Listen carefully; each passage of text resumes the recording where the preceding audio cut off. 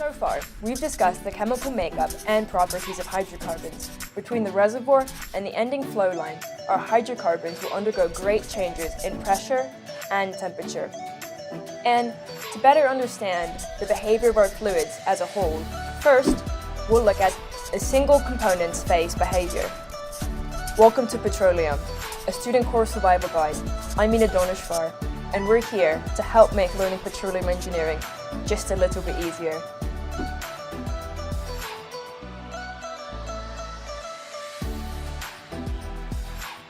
A single element's phase, as well as other properties, are a function of pressure and temperature.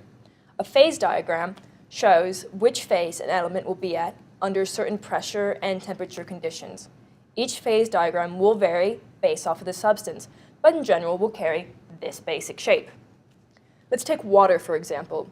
At low temperatures, we have a solid, ice. And at higher temperatures and lower pressures, we would have a vapor. And at higher temperatures and higher pressures, our phase would be liquid. Moving from a solid to a liquid will involve heating or cooling, moving across this boundary. From a solid to a liquid is melting, as ice would melt in your beverage on a hot day. Moving across from a liquid to a solid is freezing. In the case of water at atmospheric conditions, this happens at 32 degrees F. We will consider condensation and vaporization. This happens when we cross what is called the vapor pressure line by changing pressure, temperature, or both. The first way to cross from a liquid to a vapor would be isobaric heating or cooling. This simply means the component does not experience a change in pressure. At a constant pressure, like in your kitchen, when you boil or you vaporize water, you're crossing from a liquid to a vapor region by adding heat. Likewise, cooling a vapor by removing heat will cause it to condense. At atmospheric pressure, this takes place at 212 Fahrenheit.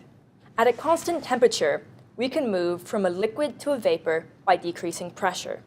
We call this isothermal expansion, which can be seen when liquid butane is released from a lighter. Likewise, using isothermal compression, we can turn a vapor to a liquid. This is commonly used to make LNGs, liquefied natural gas. The triple point is a theoretical temperature and pressure at which an element could be any of the three phases. This happens at 32 Fahrenheit and 0.09 psia.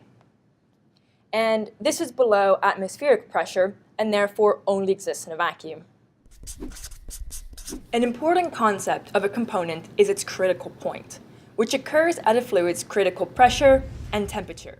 For the case of water, this happens at 705 degrees. Above this critical temperature, our vapor fluid becomes a gas, meaning our component cannot become a liquid at any pressure. Above a component's critical pressure, which for the case of water is at 3,205 psi, our fluid is considered a compressed liquid. A compressed liquid cannot become a vapor regardless of temperature. At extremely high pressures and temperatures beyond our critical point, our fluid will become a critical fluid, which is at such extreme conditions we don't deal with it.